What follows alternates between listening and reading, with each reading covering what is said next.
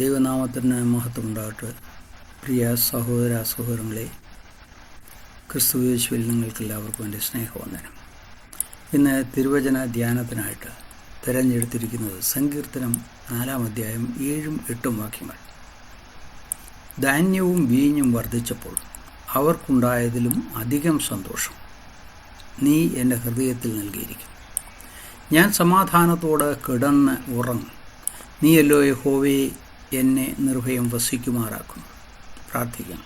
സർവശക്തനായ ദൈവമേ, അവിടുത്തെ തിരുസന്നിധിയിൽ ഞങ്ങളെ തന്നെ താഴ്ത്തിയേൽപ്പിക്കുന്നു. അവിടുത്തെ കൃപയും കരുണയും സമാധാനവും ഞങ്ങളുടെ ഉള്ളങ്ങളിൽ നൽകണമേ. ഞങ്ങളുടെ അന്തരാത്മാവിനെ ശോധന കഴിച്ച് കുറവുകളും ബലങ്ങളൊക്കെയും അകറ്റണമേ.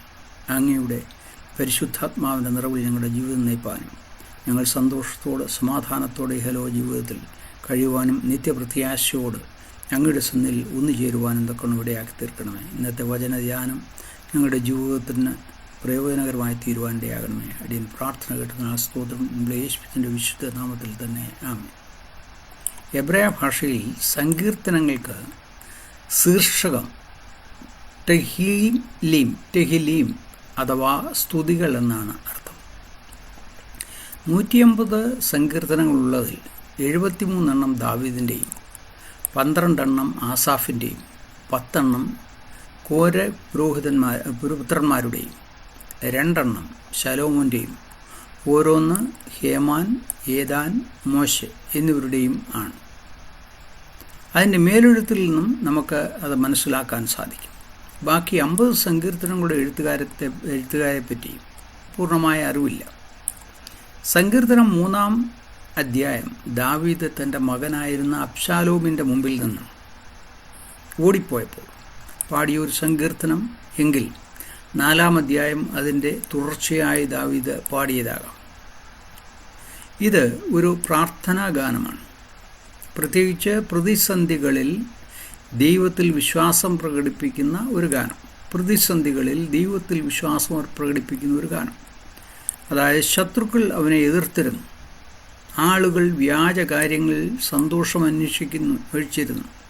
എന്നാൽ ദാവീദ് ചെയ്തത് ദൈവത്തിൽ മാത്രം ആശ്രയിച്ചു.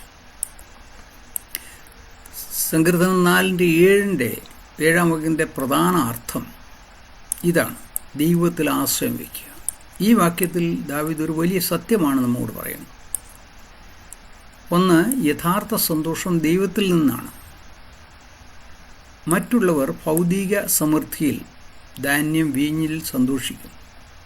പക്ഷേ ദാവീദ് പറയുന്നു, എൻ്റെ സന്തോഷം അതിനേക്കാൾ വലുതാണ്, കാരണം അത് ദൈവം തന്നതാണ്. രണ്ടാമതായിട്ട്, ആത്മീയ സന്തോഷം ഭൗതിക സന്തോഷത്തെക്കാൾ ഉയർന്നതാണ്. വിളവെടുപ്പ് താൽക്കാലിക സന്തോഷമാണ്. സന്തോഷം നമുക്കുണ്ടാകാറുണ്ട്. ദൈവ സാന്നിധ്യം, സ്ഥിരമായ സാന്നിധ്യം, സ്ഥിരമായ സന്തോഷം നമ്മൾക്ക് നൽകുന്നു എന്ന് മനസ്സിലാക്കണം. മൂന്നാമത്, കഷ്ടതയിലും ഉള്ള സമാധാനം. ഏത് പ്രതിസന്ധികളിലും ഒരു സമാധാനമുണ്ട്. ഈ സങ്കീർത്തനത്തിലൂടെ നാം മനസ്സിലാക്കുവാൻ സാധിക്കുന്നത് കഷ്ടതയിൽ എങ്ങനെയുള്ള മനുഷ്യനാണ് ദൈവം ഉത്തരമരുളുന്നത് എന്ന് വെളിപ്പെടുത്തുന്നു. കാരണം ദൈവത്തിൽ ഒരുവന് വ്യക്തിപരമായ ആശ്രയമുണ്ടായിരിക്കണമെന്ന് 5-8 വാക്യങ്ങൾ പറയുന്നു. അതായത്, നീതിയാഗങ്ങളെ അർപ്പിപ്പീൻ, യഹോവയിൽ ആശ്രയം വെപ്പീൻ. ഞാൻ സമാധാനത്തോടെ കിടന്നുറങ്ങും. നീയല്ലോ യഹോവേ എന്നെ നിർഭയം വസിക്കുമാറാക്കുന്നത്. ദൈവത്തിൻ്റെ സഹായത്തിനായുള്ള ഇച്ഛ ഉണ്ടായിരിക്കണം. 1, 3, 6 വാക്യങ്ങളിൽ പറഞ്ഞിട്ടുണ്ടത്. കൂടാതെ ദൈവഭക്തിയുള്ള അനുസരണമുള്ള ജീവിതം നയിക്കണം. 3 മുതൽ 5 വരെയുള്ള വാക്യങ്ങളിൽ അത് നമുക്ക് വായിക്കുവാൻ സാധിക്കും. ദാവീദ് അപകടത്തിലായിരുന്നിട്ടും അവൻ സന്തോഷവാനാണ്, കാരണം ദൈവത്തിൽ വിശ്വാസമുണ്ട്. ഇത് സാഹചര്യങ്ങളെ ആശ്രയിക്കാത്ത സന്തോഷമാണ്. ധാന്യവും വീഞ്ഞും എന്താണ് സൂചിപ്പിക്കുന്നത്?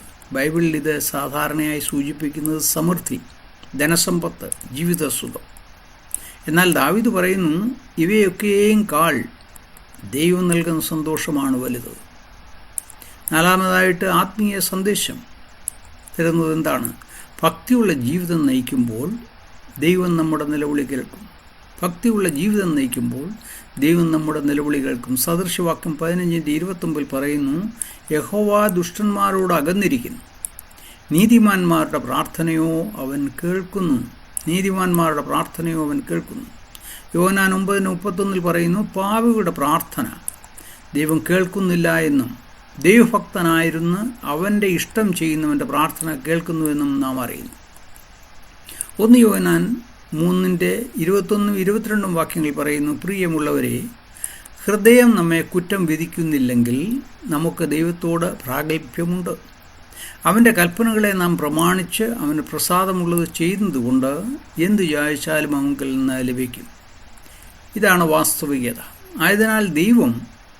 ആയതിനാൽ ദൈവവചനം നമ്മിൽ വസിക്കണം. അതിനായിട്ട് ദൈവവചനം നമ്മുടെ ഉള്ളങ്ങളിൽ വസിക്കണം.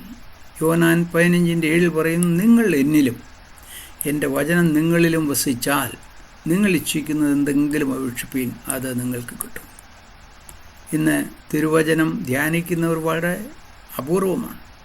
ധ്യാനിച്ചാൽ തന്നെ വായിക്കുകയാണ്, ധ്യാനിക്കുകയല്ല, അത് വിശ്വസിക്കുകയല്ല. ഒരു കടം നിറവേറ്റുന്നത് പോലെ വായിച്ചു പോകും. എന്തുകൊണ്ടെന്നാൽ നാം ദൈവത്തിൻ്റെ നിക്ഷേപമാണെന്ന് ഓർക്കുക. നാം ദൈവത്തിൻ്റെ നിക്ഷേപമാണ്. മലാഖിയുടെ പുസ്തകം 3:16-18 വരെയുള്ള വാക്യങ്ങളിൽ നാം വായിക്കുന്നു, യഹോവ ഭക്തന്മാർ അന്ന് തമ്മിൽ സംസാരിച്ചു. യഹോവ ശ്രദ്ധ വെച്ച് കേട്ടു. യഹോവ ഭക്തന്മാർക്കും അവൻ്റെ നാമത്തെ സ്മരിക്കുന്നവർക്കും വേണ്ടി അവൻ്റെ സന്നിധിയിൽ ഒരു സ്മരണ പുസ്തകം എഴുതി വച്ചിരിക്കുന്നു. എന്നിട്ട് പറയുകയാണ്, ഞാൻ ഉണ്ടാക്കുവാനുള്ള ദിവസത്തിൽ അവൻ എനിക്കൊരു നിക്ഷേപമായിരിക്കുമെന്ന് സൈന്യങ്ങളുടെ യഹോവ അരുളിച്ചെയ്യുന്നു. ഒരു മനുഷ്യൻ തനിക്ക് ശുശ്രൂഷ ചെയ്യുന്ന മകനെ ആദരിക്കുന്നത് പോലെ ഞാൻ അവരെ ആദരിക്കും. അപ്പോൾ നിങ്ങൾ നീതിമാനും ദുഷ്ടനും തമ്മിലും ദൈവത്തെ സേവിക്കുന്നവനും സേവിക്കാത്തവനും തമ്മിലുള്ള വ്യത്യാസം വീണ്ടും കാണുമെന്ന് മലാഖിയോടെ പറയുകയാണ്. എങ്ങനെ സമാധാനം പ്രാപിക്കുവാൻ സാധിക്കും? ഭൗതിക ചിന്ത വിട്ട് ആത്മാവിൻ്റെ ചിന്തയുള്ളവരാകണം. ഭൗതിക ചിന്തയിൽപ്പെട്ട് കഴിഞ്ഞാൽ നിന്നെ ഒരിക്കലും സമാധാനത്തിൻ്റെ അംശമാകുവാൻ സാധിക്കില്ല. അതുകൊണ്ട് ആത്മാവിൻ്റെ ചിന്തയുള്ളവരായിരിക്കണം. റോമാലേഖനം 8:6 പറയുന്നു, ജഡത്തിൻ്റെ ചിന്ത മരണം, ആത്മാവിൻ്റെ ചിന്തയോ ജീവനും സമാധാനവും തന്നെ. നാം ഭയമുള്ളവരായിട്ടല്ല, ദൈവത്തിൽ ആശ്രയമുള്ളവരായിരിക്കണം. ലോകത്തിൻ്റെ താൽക്കാലിക സമാധാനത്തിനായിട്ടല്ല, നിത്യമായ ദൈവീക സമാധാനത്തിനായിട്ടുള്ള ആഗ്രഹം നമ്മിൽ ഉണ്ടാകണം. കർത്താവായ യേശുക്രിസ്തു അതുകൊണ്ട് പറഞ്ഞത് യോഹന്നാൻ വിശേഷം 14:27 പറഞ്ഞു, സമാധാനം ഞാൻ നിങ്ങൾക്ക് തന്നേച്ചു പോകുന്നു, എൻ്റെ സമാധാനം ഞാൻ നിങ്ങൾക്ക് തരുന്നു, ലോകം തരുന്നത് പോലെയല്ല ഞാൻ നിങ്ങൾക്ക് തരുന്നത്. നിങ്ങളുടെ ഹൃദയം കലങ്ങരുത്, ഭ്രമിക്കുകയുമരുത്. ദൈവവചനത്തിൽ പ്രിയമുള്ളവരായി തീരണം. വിശ്വാസത്തിൽ സ്ഥിരതയുള്ളവരായിത്തീരുവാൻ. സങ്കീർത്തനം 119:165 വാക്യം ഇങ്ങനെ എഴുതിയിരിക്കുന്നു, നിന്റെ ന്യായപ്രമാണത്തോട് പ്രിയമുള്ളവർക്ക് മഹാസമാധാനമുണ്ട്, അവർക്ക് വീഴ്ചയ്ക്ക് സംഗതിയില്ല. ഒന്നുകൂടെ പറയാം, നിന്റെ ന്യായപ്രമാണത്തോട് പ്രിയമുള്ളവർക്ക് മഹാസമാധാനമുണ്ട്, അവർക്ക് വീഴ്ചയ്ക്ക് സംഗതി ഏതുമില്ല. ദൈവം നമ്മെ വിളിച്ചിരിക്കുന്ന സമാധാനത്തിൽ ജീവിക്കാനായിട്ടാണ്, ആകുലപ്പെട്ട് ജീവിക്കുവാനല്ല, ഭയപ്പെട്ട് ജീവിക്കുവാനല്ല. എപ്പോഴും തിരുവചനത്തിൽ പറയുന്നുണ്ട്, ഭയപ്പെടരുത്, ഞാൻ നിന്നോട് കൂടെയുണ്ട്. 1 കൊരിന്ത്യർ 7:15 പറയുന്നു, സമാധാനത്തിൽ ജീവിപ്പാൻ ദൈവം നമ്മെ വിളിച്ചിരിക്കുന്നു എന്ന്. സമാധാനത്തിൽ ജീവിപ്പാൻ ദൈവം നമ്മെ വിളിച്ചിരിക്കുന്നു. ആയതിനാൽ നമ്മൾ അന്വേഷിക്കേണ്ടതോ ദൈവത്തിൻ്റെ സാന്നിധ്യം എപ്പോഴും നമ്മോട് കൂടെ ഉണ്ടാകണം. ആത്മീയ സമാധാനം നമുക്ക് പ്രാപിപ്പാനുള്ള ഇച്ഛ എപ്പോഴും ഉണ്ടാകണം. ഉള്ളിൽ സന്തോഷമുള്ളവരായിരിക്കണം. ലോകം നൽകാത്ത, എടുത്തുകളയാൻ കഴിയാത്ത, ദൈവം മാത്രം നൽകുന്ന യഥാർത്ഥ സന്തോഷവും സമാധാനവും, അതാണ് നിത്യമായത്. ദൈവം നമ്മെ തൻ്റെ ദിവ്യ സമാധാനവും സന്തോഷവും നൽകി അനുഗ്രഹിക്കുമാറാകട്ടെ എന്ന് പ്രാർത്ഥിക്കുന്നു. ഓരോ വ്യക്തികളും ഈ ദിവ്യ സമാധാനത്തിന് വേണ്ടി കാംക്ഷികളായി തീരുക. നിങ്ങളെയൊക്കെയും ദൈവം അനുഗ്രഹിക്കട്ടെ.